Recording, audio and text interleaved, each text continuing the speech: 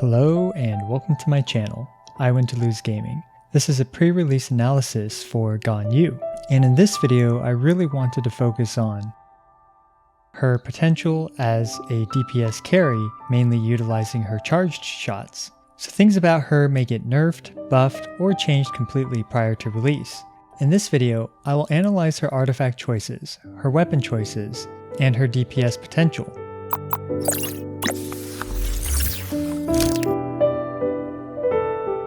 Please keep in mind that all of this is rough theory crafting, and I'm not trying to say that you should or shouldn't pull for GanYu. I'll be the first to say that my data is not completely accurate since she's not even released yet. But knowing all this, I am confident enough in my own analysis to begin investing valuable resources into preparing for her. Hopefully all the following info can help you prepare as well. Let's quickly go over the basics. GanYu has an extremely high base attack. Her secondary stat is looking to be crit damage. Her basic attack is your standard archer attack string, which shoots physical damage arrows.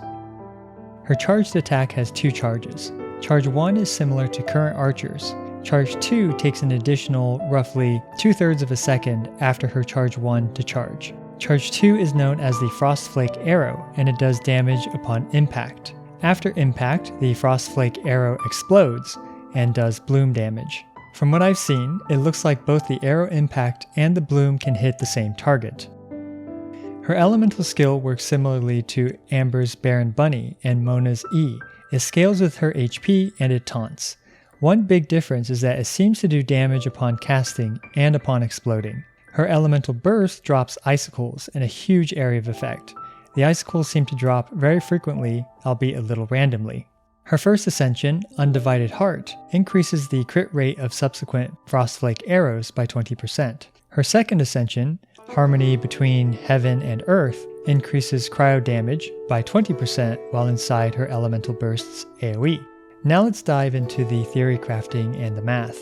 There's a few things to note about these calculations. Number 1. All of these damage numbers are damage maximized numbers. Pragmatically speaking, you can achieve around 70 to 80% of these numbers after farming a lot of artifacts. For the following calculations, GanYu is assumed to be at level 90, Constellation 6, with level 9 basic attacks and level 12 skill and burst. Next, all Blizzard Strayer calculations assume you have another cryo teammate in the team, or a hydro support in the team for freeze. So let's start with her artifact choices for maximizing her charged shots. Really, we only have two artifact sets to consider. Blizzard Strayer, the new cryo set, which you can farm at the peak of Vinegar or something, and Wanderer's Troop, which you can get from world bosses and Abyss. Now one thing to note with GanYu is that you want to avoid the problem of overcrit. Overcrit is when your crit chance is over 100%. When your crit chance is over 100%, those points invested into crit could have been invested into other offensive stats like crit damage or attack percent. As such, the ideal crit rate to target for Blizzard Strayer, in my opinion, is 45%, and maybe 40%. This gives you a lot of flexibility for team building. If you have a cryo on the team, you'll be at 100% crit chance for her subsequent Frostflake arrows. If you have a Hydra on the team, you'll be at 105% crit chance for his frozen enemies, which isn't too bad in terms of overcrit. The first thing to note about these numbers are there are two types of charged shot damage numbers we need to take into consideration.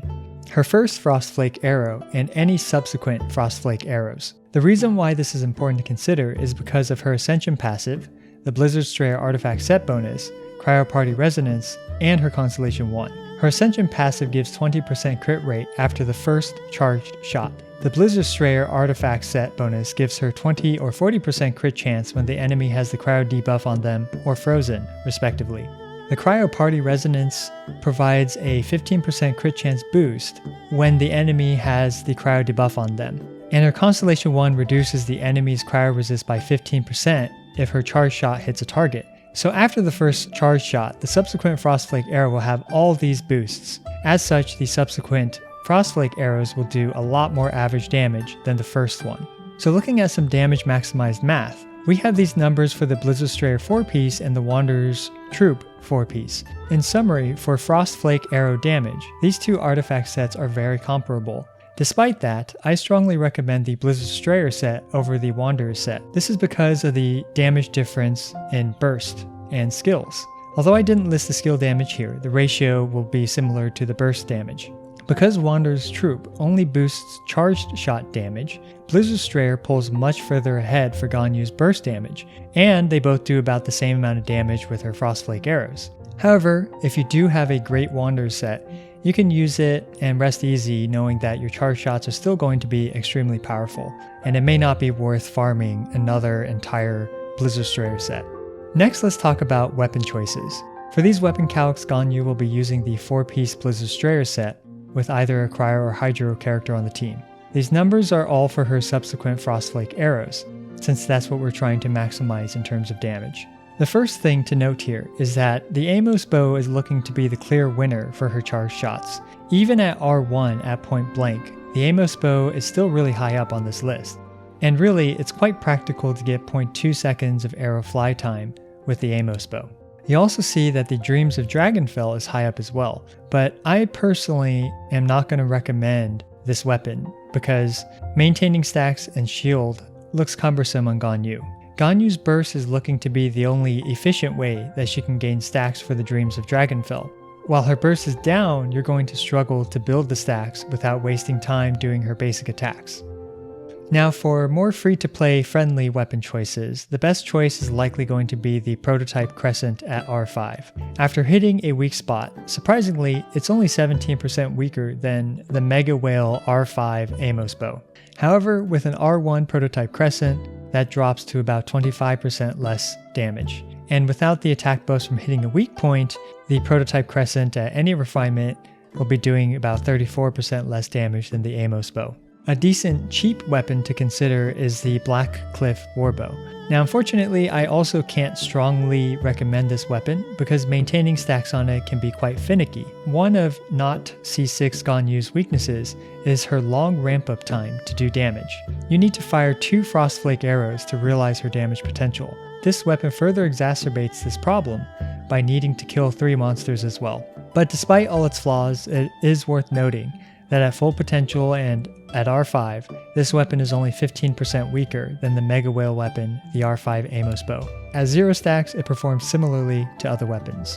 Something funny to note is that if you only plan to kill rune guards with GanYu, the Ebony bow is really powerful. However, against literally anything else, it's a terrible weapon, losing to even the sacrificial bow in terms of damage. So I don't recommend this weapon unless you plan to meme on some robots.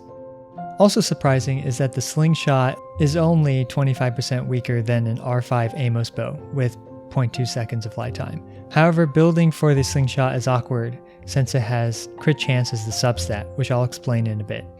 As for other weapons for GanYu's charge shot, the unreleased Alley Hunter at 5 stacks looks decent, but I'm always getting hit, so it's not a weapon that I'm going to consider for myself. And speaking of crit chance substat weapons like the Alley Hunter, the Slingshot, the Viridescent Hunt, and the Skyward Harp, which all have crit chances as their substat, they make artifact farming even more difficult, since you need pretty much all your substat rolls to go into just attack percent and crit damage. For other weapons, without crit chance as the substat, you have 3 good substats to roll into: attack percent, crit damage, and crit chance, and this drastically improves your chances of getting a good usable artifact.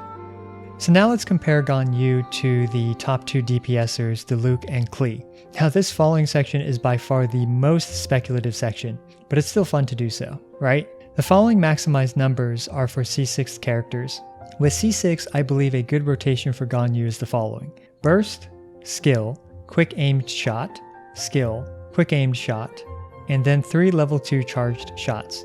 This rotation, let's assume, leads to 2 Lotus hits, 5 Frostflake arrow hits, and I'm guesstimating 10 ticks from her burst. Now a really rough estimation of how long this would take would be around 830 frames.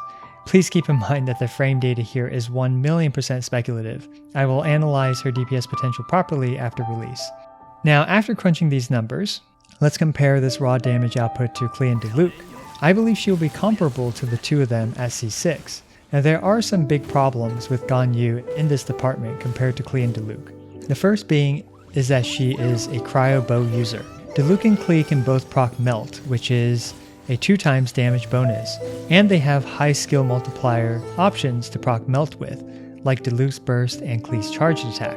GanYu will struggle to proc Melt on her charged level 2 shots, especially with her burst running. Also, when she's proccing Melt, that means the enemies don't have Cryo on them, which loses her around 35% crit chance. Another big thing going for Klee and Diluc is that their heavy Claymore and Bomb Pyro attacks are great against a lot of enemy mechanics. This combination of heavy attacks and Pyro element is super effective against elemental shields like Geo, Cryo, and Hydro. These heavy Pyro attacks are also super effective against all the current physical shields like the Dendro Shield, Geo Shield, and Cryo Shields that Hilichurls carry.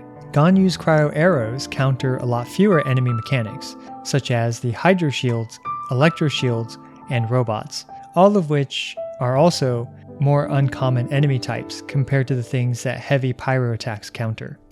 However, I do believe that in terms of sheer elemental damage output, without elemental reactions, GanYu at C6 will be comparable to Klee and Diluc. Unfortunately, C0 GanYu will probably lose around 40% of her damage output, which is more than what Klee and Diluc probably lose from lacking their constellations. GanYu at C0 may also feel particularly lackluster as a carry due to her not being able to counter a lot of enemy mechanics and also due to her long ramp-up time. She requires 2 fully charged level 2 charge shots to start outputting a lot of damage. In that same amount of time, Klee could have dumped both her Jumpty Dumpties and a charged attack. This is unfortunately remedied by GanYu's C6, and if you know my opinion on this, I'm personally against constellations having such a drastic effect on the way a character plays. Now really quick, in terms of teammates, GanYu with the Blizzard Strayer set should run either a Cryo support or Hydro support. For Cryo supports, Chi-Chi and Diona are both great choices. For Hydro supports, I think Xingqiu should be the clear winner here. However, Constellation 4 Child is surprisingly decent for keeping freeze on key targets as well. So there you go. That was my pre-release analysis of GanYu. Now I'm personally preparing for GanYu with this knowledge by leveling up the Amos bow to level 90 and farming for the Blizzard Strayer artifacts. The current artifacts I have so far look like this. Now this video focused on GanYu's potential as a carry with her Frostflake arrows. A couple key topics I didn't cover are her potential as a normal attack physical damage carry, as well as her potential as a support. I do plan on analyzing her in these 2 departments after she's released. I also plan on comparing different weapon options in the actual game, so subscribe if you like that kind of stuff. As always, thanks for watching. I really appreciate all of you guys. This is I Win to Lose, signing out.